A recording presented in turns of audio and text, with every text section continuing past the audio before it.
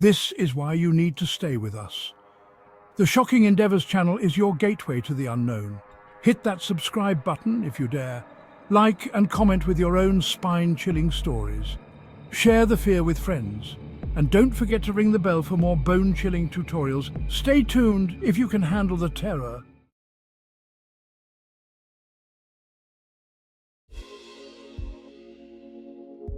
September 11th, 2001 dawned crisp and clear in New York City. I arrived early at my office on the 64th floor of the North Tower. I sipped my coffee and chatted with my coworkers. It was just another Tuesday. No one could have predicted the horror that was about to unfold.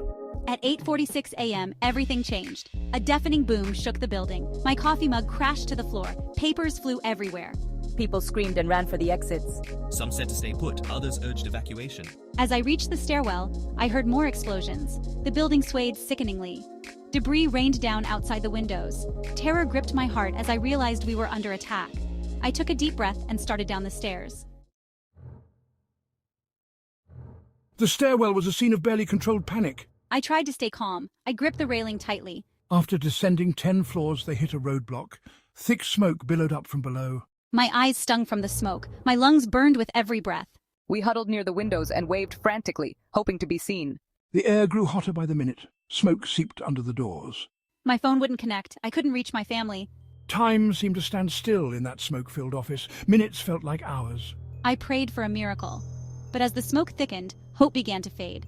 I thought of all the things I'd never do, the places I'd never see, the life I might not get to live. The situation deteriorated rapidly. The smoke was now so thick, Allison could barely see her hand in front of her face. I pressed a damp cloth to my mouth, trying to filter the toxic air. The weight of mortality pressed down on her. She was only 25. The sound of breaking glass pierced the air. Someone had smashed a window, desperate for fresh air. I could feel the heat on my skin. I crawled low to the ground where the air was slightly clearer, but there was nowhere left to go. Time lost all meaning in that smoky hell. I drifted in and out of consciousness. The lack of oxygen made me dizzy. I hallucinated my family, my childhood home. Was this what dying felt like? I thought of all the books I'd never read, the places I'd never visit, the love I'd never find. As darkness closed in, I prepared to say goodbye to the world. Just when all hope seemed lost, Allison heard a sound. Faint at first, then growing louder, voices shouting. She mustered her remaining strength and called out. Her voice was weak, barely audible. Through the smoke, she saw the silhouette of a firefighter. He was like an angel emerging from the inferno. S1, help! Is anyone there? The firefighter scooped Allison into his arms. She was too weak to walk. He carried her through the smoke-filled hallways. Each step was a battle against time and flames. S2, I've got you, you're going to be okay. Please hurry. Finally, they reached the ground floor. Allison gulped in fresh air as they exited the building. The scene outside was apocalyptic. Debris rained from the sky. People ran in all directions. Sirens wailed. Allison was placed on a stretcher. As the ambulance sped away, she looked back. The towers stood burning against the blue sky.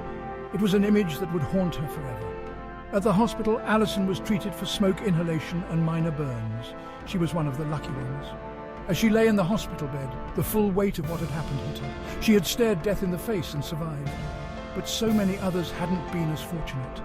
Guilt mixed with relief. Why had she been spared when others perished? It was a question that would plague her for years to come.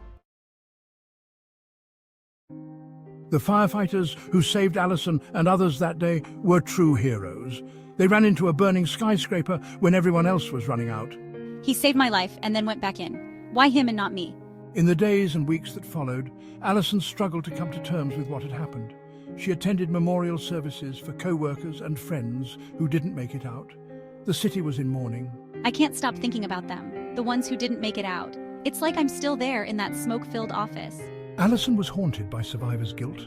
Why had she lived when so many others died? In her dreams, she was back in that smoke-filled office, reliving the terror over and over. The sound of sirens or a loud noise would send her into a panic. The trauma of that day left deep scars, both physical and emotional. Yet, even in the darkest moments, there was hope. Allison found solace in connecting with other survivors. They understood what she was going through in a way no one else could. Together, they began the long process of healing. It wasn't easy. There were setbacks and dark days, But slowly, Allison began to rebuild her life. She was determined to honor those who were lost by living her life to the fullest. I have to do this. For them, for everyone who can't speak for themselves. Narrator. The events of September 11th changed Allison forever. She quit her high-stress corporate job and pursued her passion for teaching. Allison became an advocate for first responders and their families. She shared her story to raise awareness. She testified before Congress, pushing for better healthcare for 9/11 survivors and first responders. Therapy and support groups have been crucial in her healing journey. They are a family, united by shared trauma and resilience. In the face of unimaginable horror, people came together. Love is stronger than hate. Well, my friends, now that I have you all here secluded with me, confined and alone, with nothing to do and nowhere to go, it's time for you to sit back and relax while you hold on to your seats. Join me here at the Shocking Endeavors channel for some death-defying suspense, terror and madness. You'll be glad that you did, believe me. Now I need you to subscribe, like, comment and share this video after you hit that notification button. If you don't, strange things may happen to you. Ha ha ha ha ha.